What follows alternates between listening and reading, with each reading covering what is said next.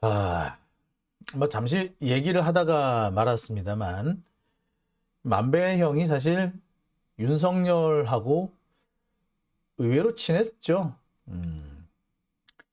김만배라는 사람이 가장 가까웠던 법조계 인물은 뭐 잘 아시겠습니다만 박영수입니다.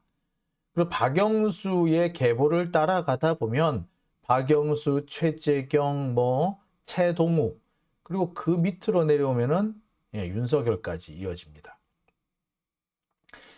그 박영수가 서울고검장을 하고 물러나고, 그 뒤에 뭐 한상대 검찰총장이 있다가 중간에 검난 사태를 맞아서 쫓겨나죠. 근데 그 검난 사태를 일으켰던 사람이 최재경, 최동욱, 윤석열입니다. 그 당시에 검난 사태 때 그 검난 측, 이게 쿠데타군의 그 언론 대응을 담당했던 사람이 윤석열이에요. 당시 서울중앙지검 뭐 특수일부장. 자, 그런데 나중에 이제 최동욱이 혼외자 사건으로 물러나게 됐을 때, 그때 사실상 최동욱에 대해서 의리를 지키면서 최동욱을 몰아내는데 앞장섰던 몇몇 사람들 또는 최동욱을 배신했던 사람들을 현장에서 보복을 가했던 사람이 역시 윤석열이죠. 따라서 박영수와 윤석열은 뗄래야 뗄 수 없는 관계입니다. 자, 박영수하고 가까웠다면 당연히 윤석열하고도 가까웠겠죠. 뭐 더 말을 할 필요가 없습니다. 그러니까 뭐 성렬이 형이란 말까지 나왔겠죠. 그랬는데 지금 이 벌어지는 상황을 보면은 야, 참, 저 양반 참 피도 눈물도 없네. 의외로 참 차가운 면이 있네. 차갑다. 의외로 비열한 면이 있네. 이런 생각이 듭니다. 여하튼 뭐 그런 윤석열 정권이 이제 언론 장악까지 본격적으로 시작을 하는 것 같습니다. 자, 오늘 제가 준비한 세 번째 주제는요. 윤석열 언론 통제 본격화. 방통위원장 날리고 방송 장악 수순입니다. 제가 이 대목을 오늘 꼭 해야 되겠다라고 마음을 먹은 이유가 있습니다. 사실 다른 사건들 때문에 지금 검찰이 진행하고 있는 수사나 재판 때문에 방통위원장 문제가 크게 부각되고 있지 않고 방통위원이나 방송통신위원회의 지금 상황에 대해서 많은 분들이 관심을 가지지 않고 있는데 사실 여기 관심을 좀 가져주셔야 되겠습니다. 왜냐? 한쪽에서 검찰이 이 난동을 부리는 와중에 윤석열은 시선이 검찰과 서초동으로 몰려있는 그 틈을 타서 야금야금 언론 장악을 본격화하고 있다는 겁니다. 방통위원회가 윤석열 치하에 들어가게 되면요. 이게 우리는 진짜 앞으로 기레기들만 방송, 신문에서 보게 될 겁니다. 안 그래도 기울어진 운동장인데 이제 기울어지고 말고 할 것도 없는 아예 운동장 자체가 사라지는 그런 일이 벌어질 겁니다. 오늘 기사 내용입니다. 한상혁 방송통신위원장의 면직 직무 정지를 검토하고 있다는 내용입니다. 이 뭐냐면요. 지금 검찰이 한상혁 위원장을 엊그저께 불구속 기소를 했습니다. 왜? TV조선에 대한 방송평가, 종합편성 채널 종편평가를 하는데 TV조선에 대해서 점수를 깎았다. 의도적으로, 고의적으로 깎았다. 라고 해서 이것이 불법적인 행위다. 직권남용, 허위공문서 작성, 기타 등등 강요 이런 것들을 묶어가지고 불구속 기소를 해버렸어요. 원래는 구속을 하려고 했는데 법원에서 기각을 해버렸죠. 그래서 결국 불구속 기소로 갔습니다. 기소가 됐으니까 기소가 됐다는 걸 핑계 삼아서 너 나가! 이러겠다는 거죠. 자, 한상혁 위원장은요, 방송통신위원회를 위원장을 2번에 걸쳐서 연임하고 있습니다. 나름 뭐 방송학자 또는 뭐 언론, 그 다음에 변호사로서 많은 활동을 해왔던 사람이죠. 뭐 제가 좋아하는 사람은 아니에요. 솔직히 제가 한상혁 일단 뭐 자, 그리고 한상혁이 사라진 자리에 누구를 지금 끼워 넣으려고 하느냐? 윤석열 집 동문을 끼워 넣으려고. 서울대 법대 7과학번이래. 이렇게 되면 윤석열하고 거의 뭐 나란히 학교를 들어간 사람이죠. 이상인 변호사입니다. 네. 1959년생이니까 윤석열보다 한 살이 많네요. 서울대 법대 7구학번이니까 뭐 그러네요. 자, 그리고 BBK 특검에서 윤석열하고 만난 적도 있었다. 당시 BBK 특검에서 이상인 변호사는 특검보였고 윤석열은 파견검사였어요. 여하튼 자신하고 인연이 있는 사람을 자기와 가까운 동문을 방통위원으로 꽂았다라는 거죠. 자, 정리를 좀 한번 해볼게요. 방송통신위원회는요, 5명으로 이루어집니다. 여야가 각각 2명씩 추천하고요. 대통령 1명 뽑습니다. 그러니까 5명이 되죠. 그런데 일단 여당이 하나를 더 가지고 있는 셈이 됩니다. 자, 그런데 여기서는 3분의 2 이상 뭐 합의를 봐야 돼요. 그래서 그렇게 안 되면은 뭐 결론이 안 나. 그런데 지금 같은 상황은 벌써 안영환 씨 위원장이 있었는데 안영환 위원이 최근 임기 만료로 물러납니다. 그리고 이 사람 저 사람 다 빠지다 보니까 지금 현재 위원이 안 남아 있어요. 그런데 한상혁 위원장을 날리고 그 자리에 이상희가 딱 들어가게 되면 어찌 된다? 예, 역전이 돼버립니다. 이렇게 되면은 지금까지 결론이 안 나던 것들을 전부 다 윤석열 자기가 유리한 대로 바꿔놓을 수 있는 거예요. 쉽게 말해서 MBC 있죠? MBC의 그때 그 날리면 사태, 그거 윤석열은 바득바득해서 MBC를 징계를 주려고 그랬다고 방통위를 통해 가지고 MBC 제재를 가하려고 그랬는데 그걸 못했습니다. 근데 앞으로는 가능해지는 거죠. 그런 상황을 지금 현재 윤석열이 만들어가고 있는 거예요. 그러려고 한상혁 위원장을 억지 기소를 한 겁니다. 솔직히 말씀드릴까요? 그때 날리면 사태가 이 방통위 문제를 표면으로 끌어올리는, 그래서 방통위를 장악하기 위해서 한상혁을 날리고 관련 위원들 목을 탁탁 쳐버리기 위해서 일부러 기획을 한 겁니다. 그때부터 기획을 한 거예요. 날리면 사태가 불거지니까. 사실 그 날리면 사태에서 진짜 처벌을 받아야 되는 거는 SBS였죠. SBS가 그때 뭐라고 보도를 했다? 들으니까 날리면으로도 들려요. 날리면이라고 생각하고 들으면 날리면이에요. 라는 보도를 했어요. 그거야말로 가짜뉴스 아닙니까? 자, 그런데 바이든입니다. 날리면이 아니고. 라고 했다고 해서 징계를 받게 됐어요. 그게 윤석열입니다. 그러니까 방통위에서 MBC를 아작을 내야 되는데 방통위 위원 구성이 자기한테 불리하게 돼 있거든. 그러니까 어찌 했다? 야, 이거 구성 바꾸려면 어떻게 해야 돼? 한상혁 날려, 씨.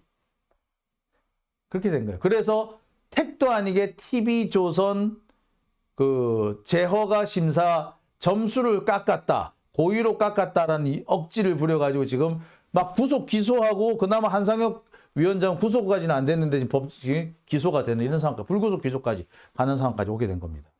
즉 이게 지금 방송 장악의 시발점이 되는 거죠. 앞으로 이렇게 되면요, TV조선만 TV조선이 아니고 채널A만 채널A가 아니야.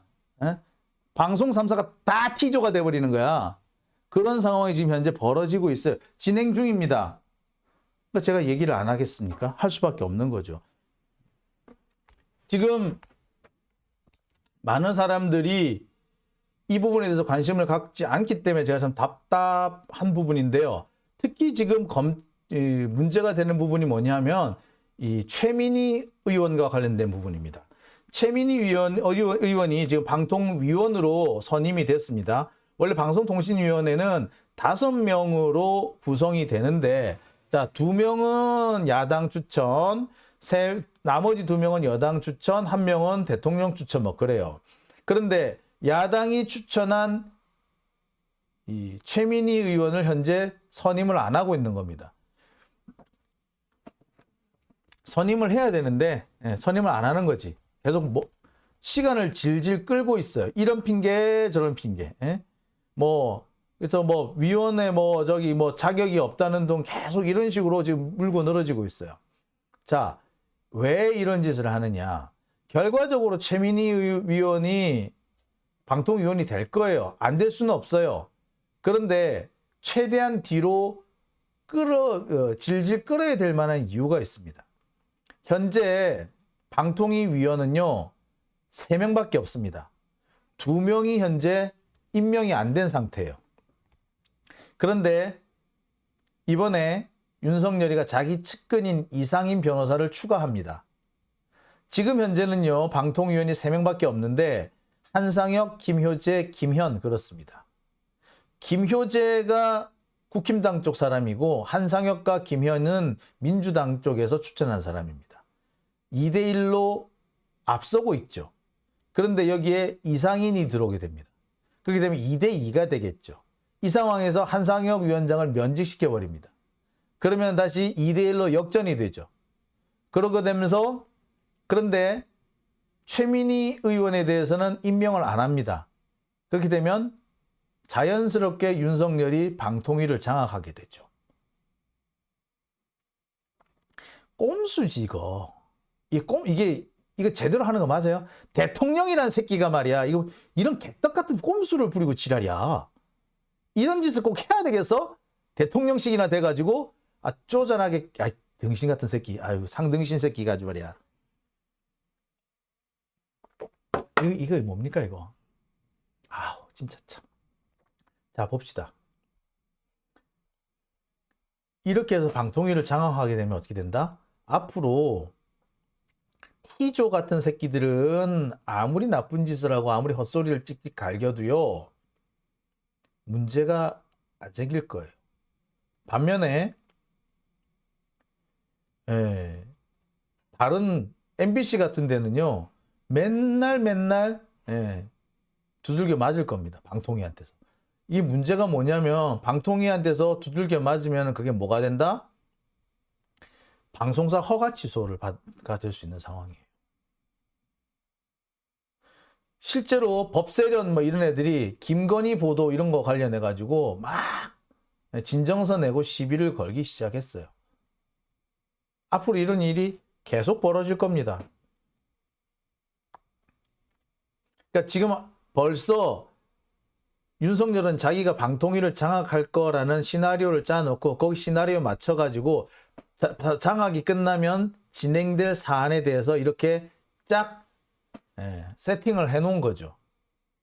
이게 지금의 상황인 겁니다.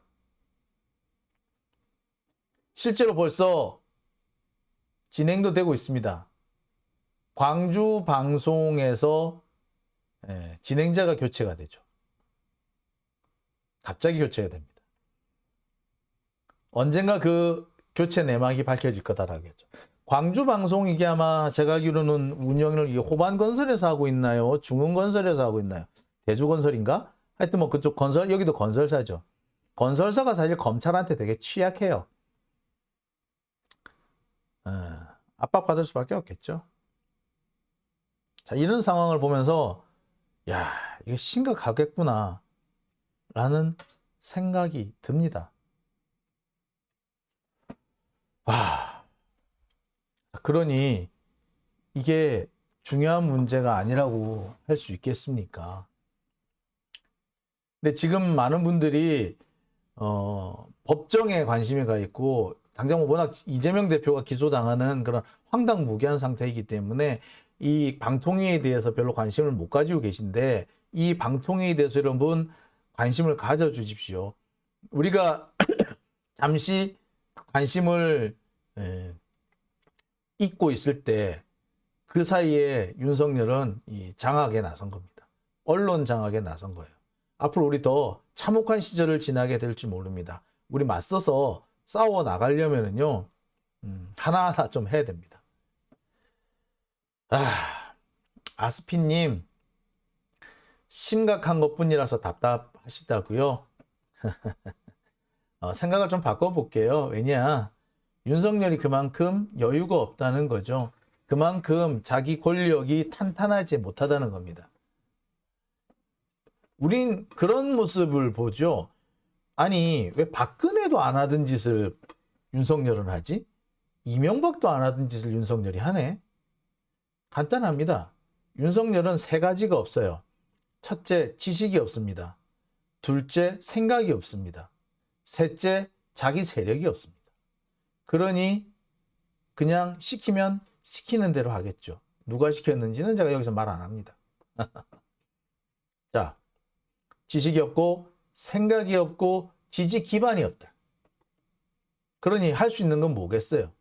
야, 두들겨 패! 야, 왜 내 말 안 들어? 왜 내 욕하는 거야? 야, 쟤들 좀 손봐. 딱 수준이 동네 양아치 깡패 조폭 수준인 거죠. 동네 양아치가, 갱스터가 권력을 장악했다고 해서 그 권력이 영원히 가지 않습니다.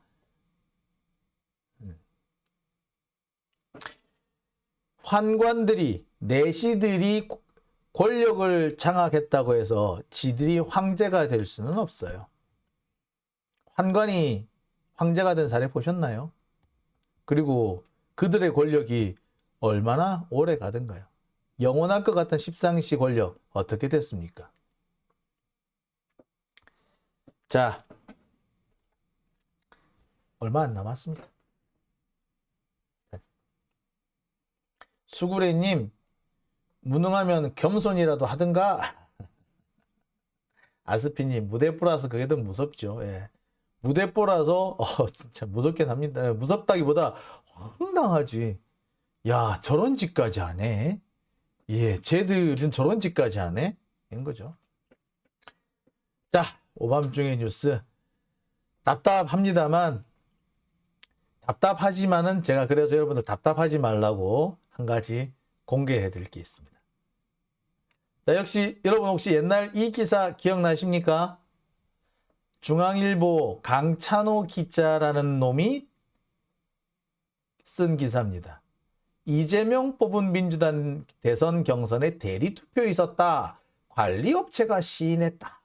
라는 기사. 여러분 기억나십니까? 이 기사를 가지고 그 똥파리들이 얼마나 난리를 쳤는지 여러분 알고 계시죠? 자, 그런데 이 기사가 최근 삭제됐습니다. 조용히 삭제됐어요. 왜? 왜긴 왜야? 이낙연 쪽 얘기를 그냥 거르지 않고 실었다가 아닌 것 같으니까 기사를 약간 수정했다가 마침내 완전히 삭제해버린 거죠. 대리투표가 있었다고 하다가 대리투표가 가능했다고 바꿨다가 마침내 사라진 겁니다. 자, 이렇게 보면은 이낙연 캠프 애들 참 별짓을 다 했다, 그죠? 그러니까 결국에 윤석열만큼 언론을 가지고 장난질을 친 애들이 이낙연 쪽이었다라고 봐도 과언이 아닌 겁니다. 그러니까 지금 우리가 기울어진 운동장은 한 가지 더 있는 거죠. 윤석열 한테 기울어진 운동장이기도 하고요. 또 한편으로는 이낙연을 쪽하고도 우리가 기울어진 운동장인 겁니다. 그러니까 언론들은요, 그냥 이재명이 싫어. 이재명은 그냥 나쁜 놈이야. 나쁜 놈이어야 해. 그래서 이재명 욕하는 기사는 근거가 있든 없든 사실이든 아니든 덮어놓고 기사화했던 거고요. 그러다가 뒤늦게 삭제가 된 겁니다. 못돼 처먹은 새끼들이지. 이 강찬우 얘는요, 제가 볼 때는 얘는 하이에나 같은 놈이죠. 여기저기 돌아다니면서 말 그대로 짐승의 썩은 고기 같은 이상한 얘기들만 끌어모아 가지고 떠버려 다니는 유튜버를 욕하면서 지도 유튜브 하고 말이야. 또라이 같은 놈. 자, 얘들이 왜 이렇게 했을까요? 이제 드디어 불리하다는 거, 거짓말이었다는 게 드러나는 거지. 이거 잘못하면은 진짜 이거 위험해요. 선거법 위반이야 이거. 크게 걸릴 수 있어요. 그러니까 슬그머니 지워버린 거. 두 가지를 짚을 수 있죠. 이낙연은 이래서 안 된다는 걸 짚을 수가 있죠. 또 하나. 그 다음에